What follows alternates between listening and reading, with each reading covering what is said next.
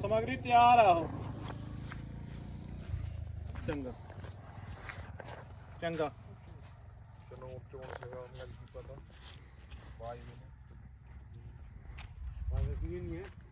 ਆ ਲੰਮਾ ਛੋੜ ਬਣਾਇਆ ਸਾਰੇ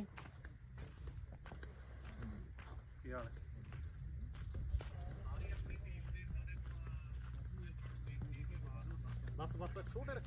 ਸਤਿ ਸ੍ਰੀ ਅਕਾਲ ਜੀ, ਤੁਸੀਂ ਦੇਖ ਰਹੇ ਹੋ ਮਿੱਟੀ ਦੇ ਜਾਏ। ਕਿਸਾਨ ਦੋਸਤੋ, ਜਿਹੜੀ ਭਵਿੱਖ ਦੀ ਖੇਤੀ ਹੈ, ਜਿਹੜੀ ਆਉਣ ਵਾਲੇ ਸਮੇਂ ਦੀ ਖੇਤੀ ਹੈ, ਜਿਹਦੇ ਵਿੱਚ ਨਵੇਂ ਬੀਜਾਂ ਦੀ ਕ੍ਰਾਂਤੀ ਜਾਂ ਆਪਾਂ ਕਹਿ ਲਈਏ ਵੀ ਇੱਕ ਬਦਲਾਅ ਆ ਜਿਹੜਾ ਉਹ ਆਉਣ ਜਾ ਰਿਹਾ, ਜਿਹਦੇ ਵਿੱਚ ਵੱਖਰੀਆਂ ਕਿਸਮਾਂ ਵੱਖਰੀਆਂ ਕੰਪਨੀਆਂ ਆਪਣੇ ਬੇਸ਼ੱਕ ਦਾਅਵੇ ਪੇਸ਼ ਕਰਦੀਆਂ। ਇਹਨੂੰ ਜਿਹੜੀਆਂ ਹੁਣ ਕੰਪਨੀਆਂ ਇਸ ਦੇ ਵਿੱਚ ਜਿਹੜਾ ਆਪਣੇ ਸੀਡ ਨੂੰ ਜਾਂ ਡਿਵੈਲਪਮੈਂਟ ਨੂੰ ਦੇ ਰਹੀਆਂ, ਉਹਦੇ ਵਿੱਚ ਫੁੱਲ ਪੈਕੇਜ ਤੇ ਪ੍ਰੈਕਟਿਸ ਦੇ ਰਹੀਆਂ, ਨਾਲ ਦੀ ਨਾਲ ਜ਼ਿਆਦਾ ਈਲਡ ਦਾ ਜ਼ਿਆਦਾ ਝਾੜ ਦਾ ਵੀ ਵਾਅਦਾ ਕਰ ਰਹੀਆਂ। ਸੋ ਅਸੀਂ ਅੱਜ ਇੱਕ ਅਜਿਹੀ ਹੀ ਖੇਤੀ ਪ੍ਰਦਰਸ਼ਨੀ ਦੇ ਵਿੱਚ ਖੇਤ ਦੇ ਵਿੱਚ ਪਹੁੰਚੇ ਹਾਂ। ਜੇਕਰ ਤੁਸੀਂ ਖੇਤੀ ਕਰਦੇ ਹੋ ਤੇ ਭਵਿੱਖ ਵਿੱਚ ਝੋਨੇ ਦੀ ਖੇਤੀ ਤੇ ਹੀ ਫੋਕਸ ਕਰਨਾ ਚਾਹੁੰਦੇ ਹੋ ਤਾਂ ਇਹ ਵੀਡੀਓ ਤੁਹਾਡੇ ਵਾਸਤੇ ਬਹੁਤ ਹੀ ਜਾਣਕਾਰੀ ਭਰਪੂਰ ਰਹੇਗੀ।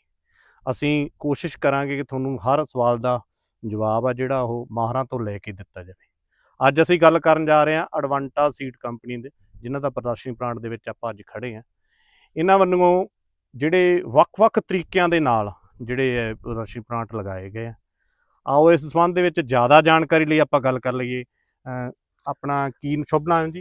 मेरा नाम कुलवीर है और मैं as a regional manager Hisar देखता हूँ और पिछले 7-8 वर्षों से एडवांटा के साथ मैं काम कर रहा हूँ। और आज हम लोग जो बात करेंगे जो डीएसआर जो सीधी बिजाई है आपके सामने यहाँ पे खड़ी हुई है डीएसआर, और दूसरी तरफ हमारी जो है जिसको हम ट्रांसप्लांटिंग करते हैं जिसमें रोपाई करते हैं। तो दोनों फसलों में हम आज एक तरीके से एनालिसिस करेंगे कि दोनों फसलों में किसान को क्या लाभ है। दूसरा, आप आज ये भी देखेंगे कि सीधी बिजाई करके फार्मर को फ़ायदे क्या है और इसमें कितना खर्चा कम आता है, तो उसके बारे में हम लोग चर्चा करेंगे। ਤੁਹਾਨੂੰ ਮੇਰੀ ਪੰਜਾਬੀ ਤਾਂ ਸਮਝ ਆ ਰਹੀ ਹੈ ਨਹੀਂ ਗੱਲ? पंजाबी मुझे समझ में आती है लेकिन मैं बोलूँगा हिंदी। ठीक है।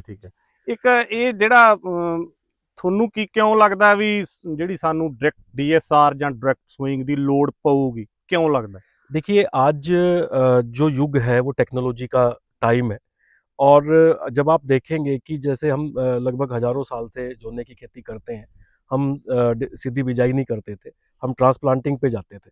तो हमें देखना होता है कि जो रिसोर्सेज हमारे पास हैं ये सस्टेनेबल फार्मिंग का एक हिस्सा है कि हम आने वाली पुश्तों को क्या दे के जाएंगे, क्योंकि लगातार ग्राउंड वाटर हमारे पास कम होता जा रहा है और जो हमारी लोकल एजेंसीज़ हैं, हमारी गवर्नमेंट्स हैं, वो काम कर रही हैं कि कैसे हम इस विरासत को बचा सकें, पानी को बचा सकें, पानी को हम इसको बचा सकें।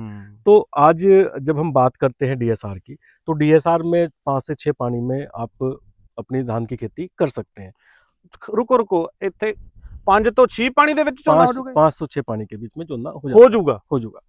और वहीं आप अगर बात करेंगे तो अगर आप ट्रांसप्लांटिंग की बात करें तो रवैती जेड़ा साडा रवैती है जी, इसकी अगर आप बात करेंगे तो इसमें 1 किलो धान पैदा करने के लिए 5000 लीटर पानी की जरूरत पड़ती है घट्टो घट।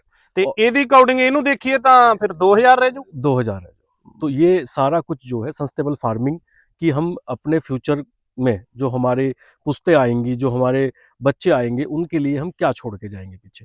तो पूरा का पूरा जो आधारित है ये टेक्नोलॉजी, ये आधारित है कि हम फ्यूचर में जो अपनी प्रकृति है उसको कैसे बचा के हम लोग चलें, तो उस पर डिपेंड। ये जेड़ा ये डीएसआर झोना किया गया, इनू मतलब कोई सीड ट्रीटमेंट भी कोई वखरा किया गया किसी केमिकल ना, किस तरह इहदे बारे भी दसो। देखिए, अभी अगर आप आज 82-83 के खेत पे खड़े हैं, ये इसका कोई ट्रीटमेंट नहीं है, ठीक है। इसमें भी 2 तरह की टेक्नोलॉजी चल रही है हमारे पास। अच्छा। एक ट्रीटेड टेक्नोलॉजी है, एक नॉन ट्रीटेड है। अच्छा। जहाँ पे हम खड़े हैं ये नॉन ट्रीटेड पे खड़े हैं, इसके जो साइड में है वो ट्रीटेड है। अच्छा। वो पोलीजा से ट्रीटेड है। पोलीजा एक ग्रोथ प्रमोटर होता है जिसमें जड़ अच्छी तरीके से विकास करती हैं और मॉइस्चर को बहुत लंबे समय तक अपने अंदर, अगर जड़ें फैलेंगी तो बहुत दूर तक मॉइस्चर ਪਾਣੀ ਦੀ ਕਮੀ ਨਹੀਂ ਲੈਂਦਾ ਪੌਦਾ, ਕਹਿਣ ਦਾ ਮਤਲਬ ਹਾਂ। ਉਹ ਬਣਾ ਕੇ ਰੱਖਦੀ। ਇੱਕ ਆਪਾਂ ਇਹਦੇ ਚ ਪਲੇਟ ਲਾਇਆ, ਦੋਸਤੋ ਆਪਾਂ ਤੁਹਾਨੂੰ ਵੱਖਰਾ ਵੱਖਰਾ ਦਿਖਾਉਣ ਦੀ ਕੋਸ਼ਿਸ਼ ਵੀ ਕਰਾਂਗੇ ਬਾਅਦ ਦੇ ਵਿੱਚ।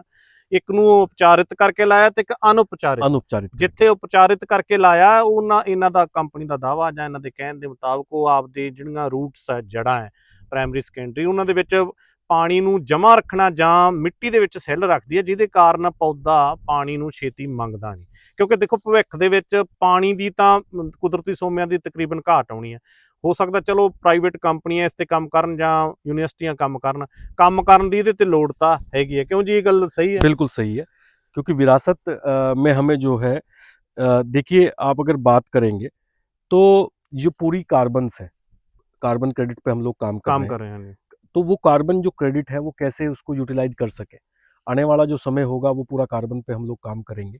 और कार्बन में अगर आप बात करेंगे CHO मतलब हाँ, कार्बन, रेशो। हाइड्रोजन और ऑक्सीजन, ये तीन चीज़ें हमें जो ये नेचर से मिली हैं, जिसमें आपकी कार्बन में आपकी सोयल होगी, हाइड्रोजन में आपका पानी हो गया और ऑक्सीजन में आपकी हवा हो गई। तो इनको तो हमें प्रकृति से मिला है।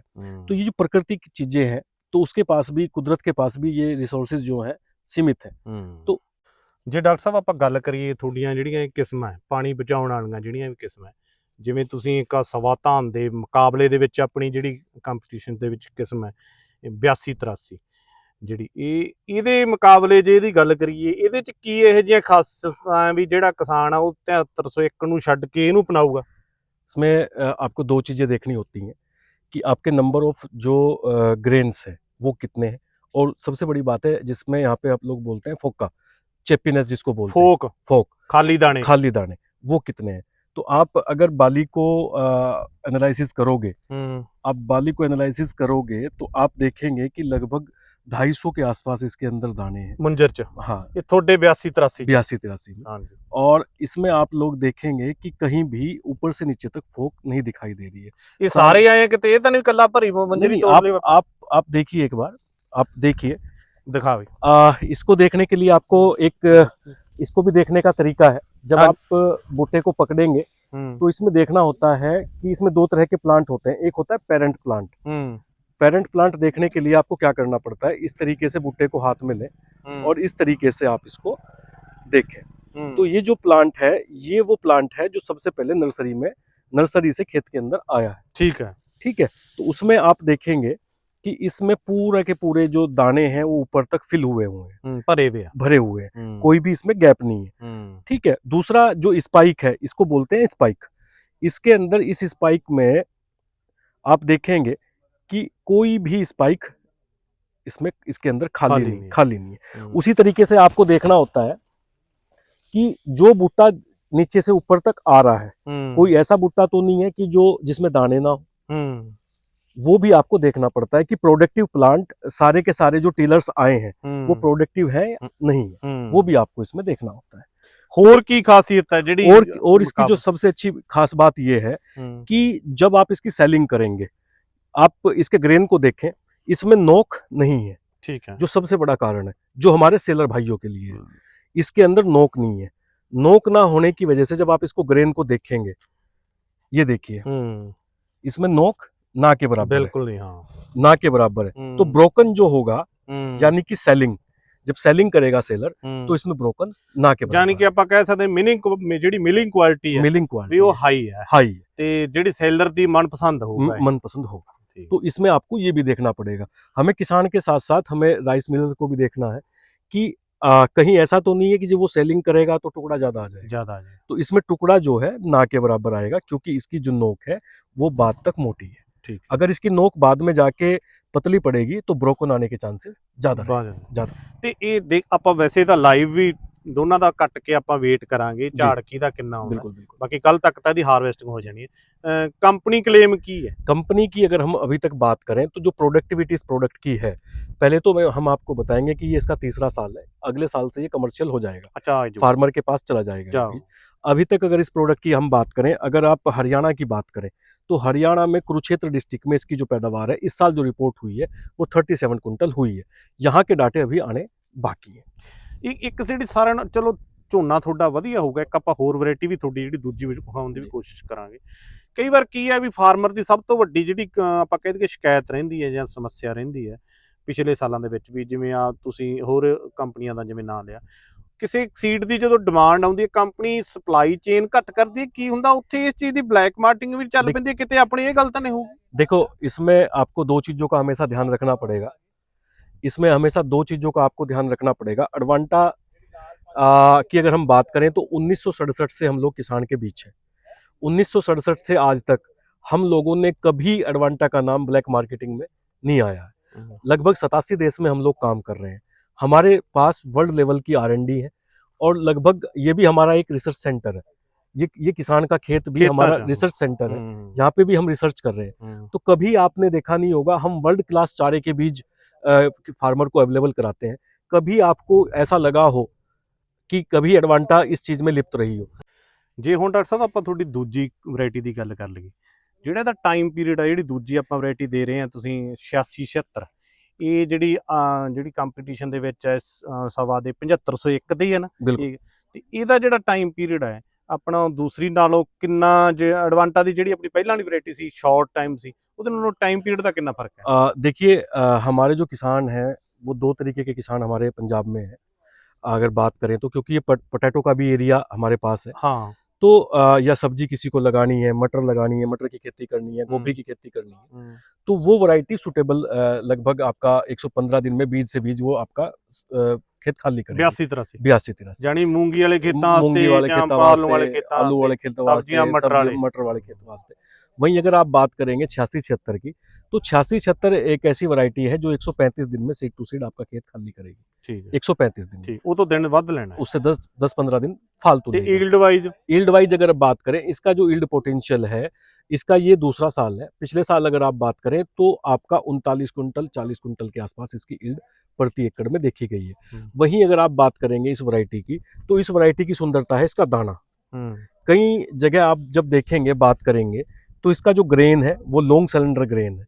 इस लॉन्ग सिलेंडर ग्रेन में कई बार क्या होता है कि मंडियों में कुछ सिस्टम बनता है कि दाना मोटा है, तो यहाँ पे हम देखेंगे कि ये इसका बिल्कुल PR भर का दाना है, 14 भर का, और सुंदर दाना है।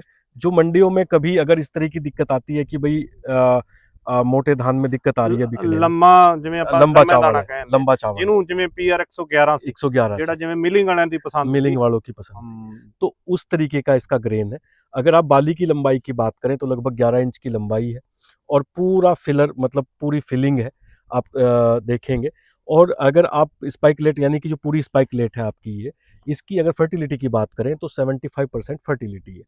तो इसमें आपको ये लगता है कि इसकी ऑटोमेटिकली अगर ये 15 दिन फालतू ले रही है तो इसका इल्ड 2-3-4 कुंटल फालतू आएगा। ਇਹਨੂੰ ਵੀ ਦੋਨੇ ਪ੍ਰੈਕਟਿਸਾਂ 'ਚ ਹੀ ਲਿਆ ਸਕਦੇ हैं DSR या, ਤੇ हाँ, और हाँ। अपना ਜਿਹੜਾ इसको भी हम लोग DSR और इसका फुल पेज टेक्नोलॉजी में भी हम इसको लेके आ रहे हैं।